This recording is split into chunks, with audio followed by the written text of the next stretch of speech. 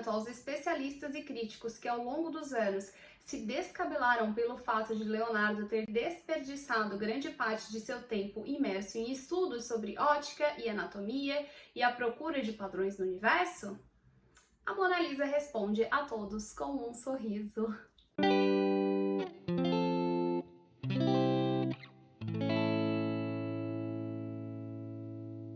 Olá, hoje nós vamos dar continuidade à biografia do Leonardo da Vinci e também vamos nos despedir dela depois de tanto tempo lendo capítulo a capítulo. Chegou a hora de finalizarmos e devo dizer que gostei bastante da biografia do Leonardo da Vinci do Walter Isaacson, ou Walter Isaacson aqui pra gente, né? Vamos simplificar. Bom, então tá. Eu gostei bastante dessa biografia, do jeito que ele escreve e tudo mais, tanto que esses dias eu encontrei a biografia do Steve Jobs, que é bem famosa também, né? A mais famosa, não sei se tem outras, que também é dele, e devido, assim, o jeito que ele escreve, o jeito que ele conta, eu resolvi comprar também. Vamos ver quando eu vou ler, mas achei curioso e comprei. Paramos no capítulo 31, que vai falar sobre a Mona Lisa. Bom, eu não gostei muito do jeito que ele fez com a Mona Lisa, porque ele resolveu deixar todo esse assunto sobre a Mona Lisa para este capítulo. Só que eu senti falta de ter ela contextualizada ao longo da leitura. Porque o que eu notei com esse livro, ele faz o seguinte: ao mesmo tempo que ele segue uma linha cronológica dos fatos, ele também, às vezes, vai por tema. E nesse caso aqui da Mona Lisa, ele optou justamente por essa opção do tema e ele não colocou coisas ao longo da leitura pra gente se situar e saber do que ele estava falando. Por que eu digo isso? Porque aqui que eu fui descobrir que, lembra da Isabella d'Este, que porque queria que o Leonardo fizesse um retrato dela e ele não aceitou de jeito nenhum? Pois é, foi nessa época que ele aceitou fazer o retrato da Mona Lisa, da Lisa, né? E aí eu fiquei assim, seria interessante essa informação lá atrás. Eu acho que seria legal ele ter comentado que, ao mesmo tempo que ele não estava aceitando a encomenda da Isabella, ele aceitou a do Francesco del Giocondo. Pois bem, então a Mona Lisa foi encomendada em 1503 por Francesco del Giocondo, que era um comerciante têxtil muito rico ali da região, mas ao mesmo tempo ele não era nobre. Mas ele era muito amigo do pai do Leonardo da Vinci e que influenciou ele a aceitar esse trabalho. E também o que influenciou ele a aceitar esse trabalho foi o fato de eles não pertencerem à nobreza, o que fazia com que ele pudesse ter mais liberdade na hora de fazer o retrato. Por isso, então, ele aceitou fazer o retrato. O retrato, na verdade, nunca foi finalizado, porque o Leonardo começou em 1503 e levou com ele até a sua morte em 1519 e sempre ficava retocando alguma coisa. Então, para Leonardo, ela nunca estava finalizada. Para nós, finalizou em 1519. O autor aqui vai comparar a Mona Lisa com a Ginevra de Benty, porque ela foi o primeiro retrato que o Leonardo fez, e isso lá no começo da carreira. E agora aqui com a Mona Lisa, então, ele vai mostrar esse retrato com toda a sua maturidade, com todos os seus estudos. O autor, então, vai nos contar que as diferenças entre as duas pinturas são muito mais marcantes. Elas são a prova da evolução das habilidades de Leonardo como pintor e, acima de tudo, de seu amadurecimento como cientista, filósofo e humanista. Ginevra de Benty fora feita por um jovem artista com impressionantes habilidades de observação. A Mona Lisa é o trabalho de um homem que usou tais habilidades para se aprofundar em uma vida inteira de paixões intelectuais. Os questionamentos registrados em milhares de páginas de caderno sobre raios de luz atingindo objetos curvos, dissecações de rostos humanos, sólidos geométricos sendo convertidos em novas formas, correntes turbulentas de água, analogias entre a Terra e os corpos humanos, o ajudaram a perceber as sutilezas da representação do movimento e das emoções.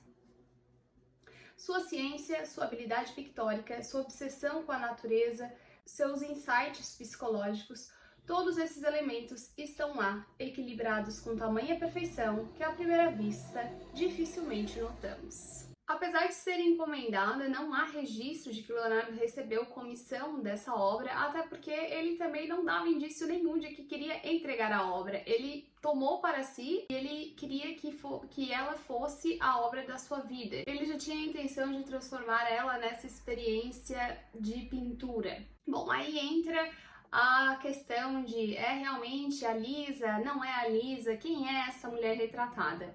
O Vasari retrata que é a Lisa, esposa do Francesco del Giocondo, e que, inclusive, o Vasari era amigo dos filhos dela, e os filhos, durante esse período, nunca falaram nada, nunca contestaram essa informação, e provavelmente era isso mesmo. Mas aí tem uma questão de que o Giuliano de Medici teria pedido para o Leonardo fazer esse retrato da Mona Lisa, e aí levanta suspeitas de que talvez fosse uma de suas amantes e tal, mas acontece que os dois nasceram no mesmo ano, a madrasta dela era prima do Giuliano, então provavelmente era por uma questão de amizade, eles conheciam a vida inteira e pode ser apenas uma especulação.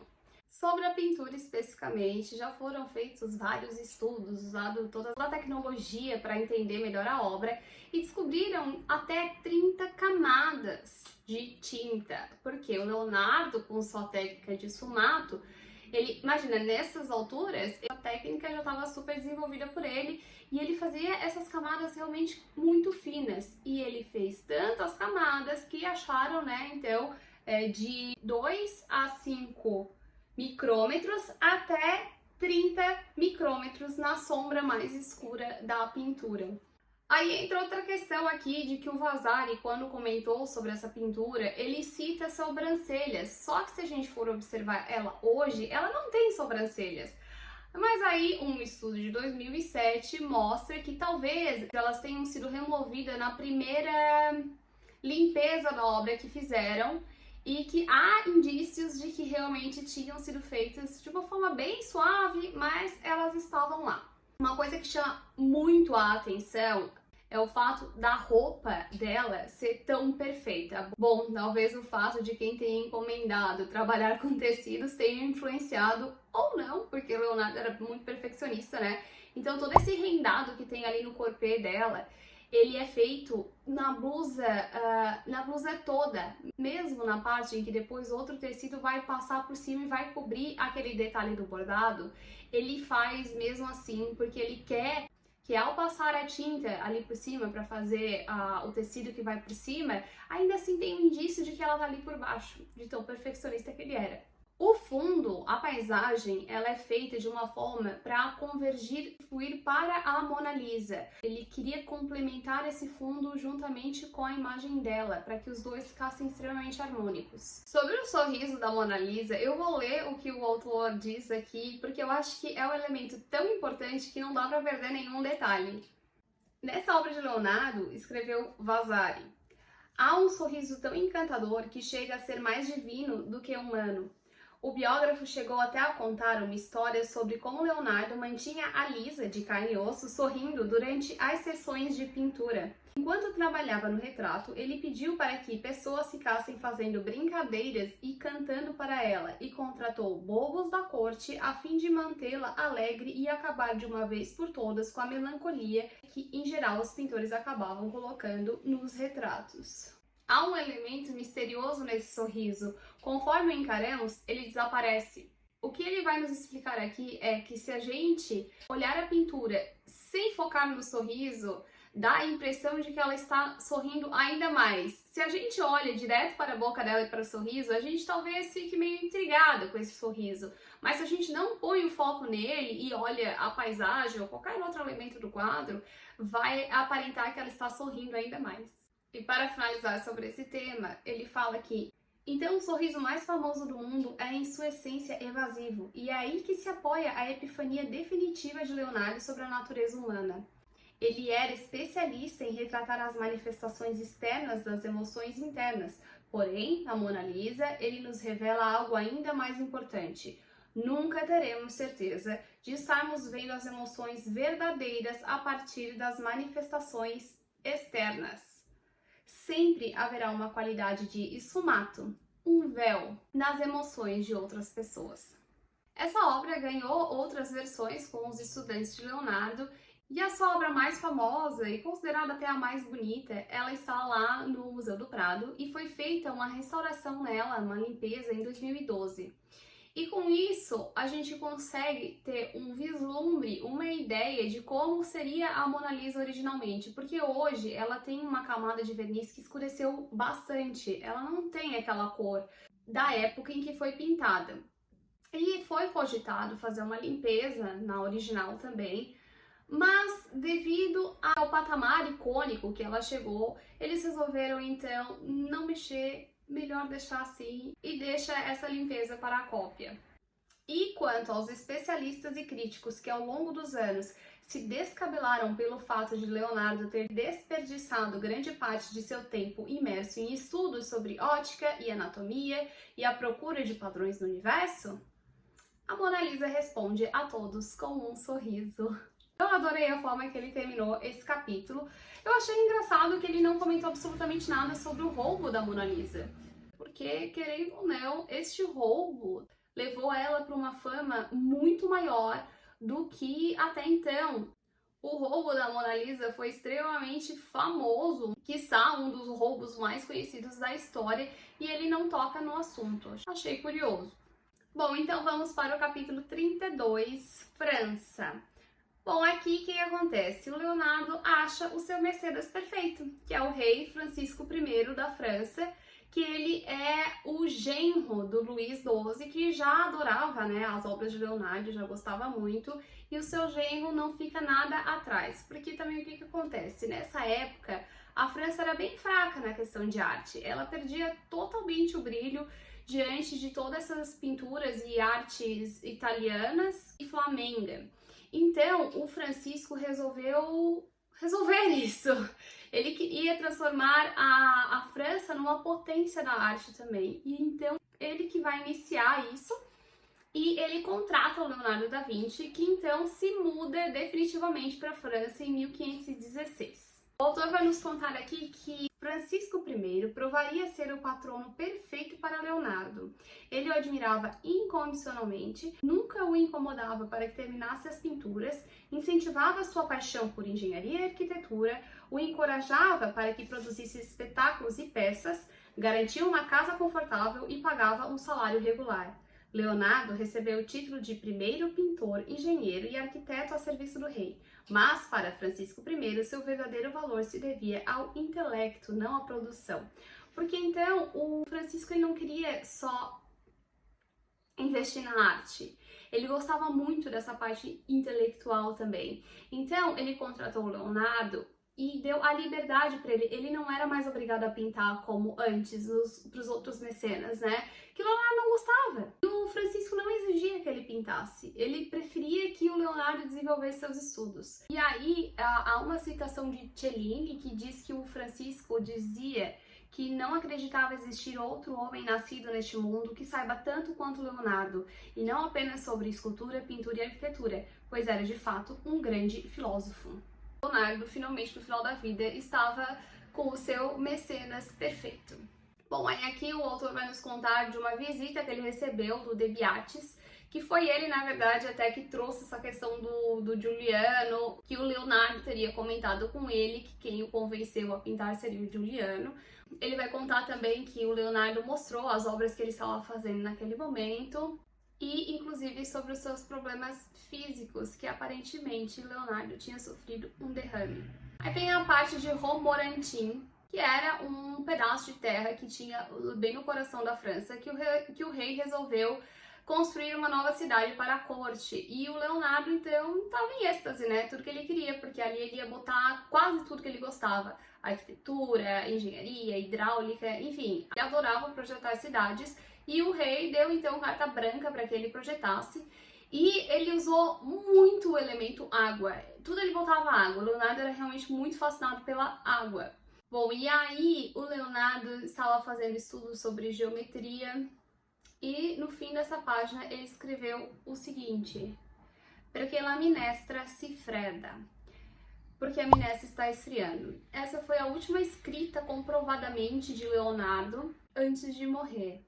O Leonardo da Vinci falece no dia 2 de maio de 1519, na França. Há uma pintura do Ingres em que o rei Francisco está ali no leito de morte junto com Leonardo, só que o autor nos conta que o rei provavelmente estava em viagem, mas também que nessa viagem quem assinou as cartas não foi o rei, então provavelmente pode ser que ele tenha voltado a tempo e que realmente a cena retratada na pintura foi verdadeira.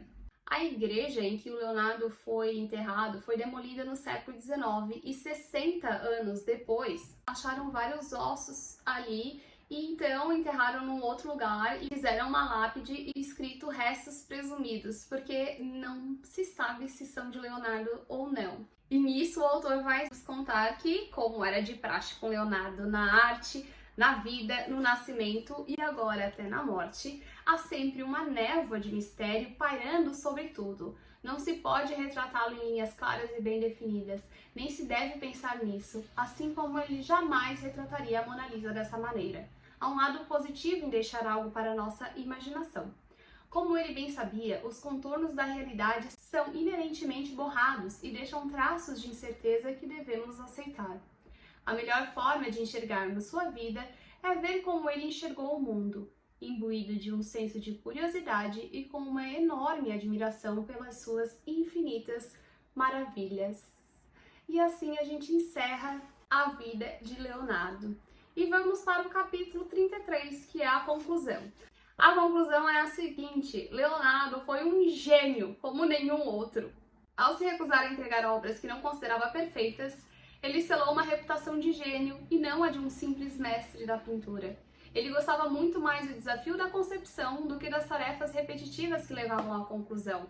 Sua curiosidade fez com que ele se tornasse uma das raras pessoas na história a procurar saber tudo o que era possível saber sobre tudo que havia para se saber. E para encerrar, o autor vai nos deixar alguns ensinamentos do Leonardo. Vou ler para vocês só o título de cada um como uma listinha. Ele fala: seja curioso, incansavelmente curioso. Busque o conhecimento pelo simples prazer da busca. Conserve a capacidade das crianças de se maravilhar. Observe. Comece pelos detalhes. Veja o que está invisível. Mergulhe no desconhecido. Distraia-se. Respeite os fatos. Procrastine. Esse Leonardo era expert. Faça com que o perfeito seja inimigo do bom. Pense visualmente. Evite fechar horizontes. Faça com que seu alcance seja maior do que sua compreensão. Alimente sua fantasia. Crie para você, não só para os patronos. Trabalhe em conjunto. Faça listas. Faça anotações no papel. E esteja aberto ao mistério. E aí eu finalizo aqui então com a minha percepção, que é gênio, gênio, gênio, bravo. A vida de Leonardo realmente foi incrível. Eu amei ter a companhia dele nesse tempo todo. Inclusive, também amei ter a companhia de vocês aqui comigo. Muito obrigada por terem me acompanhado nessa jornada incrível. E agora está na hora de tirar a biografia do Vasari da estante. Prometi que eu ia fazer essa leitura logo em seguida e, então, ainda vamos comentar sobre Leonardo, dessa vez sobre a perspectiva de Vasari. Então, eu espero vocês. Continuem aqui no canal comigo. Eu encerro aqui a biografia do Leonardo da Vinci, mas logo já vou começar a leitura do livro da História da Arte do Gombrich. Convido então vocês a me acompanhar nessa nova jornada e até breve. Tchau!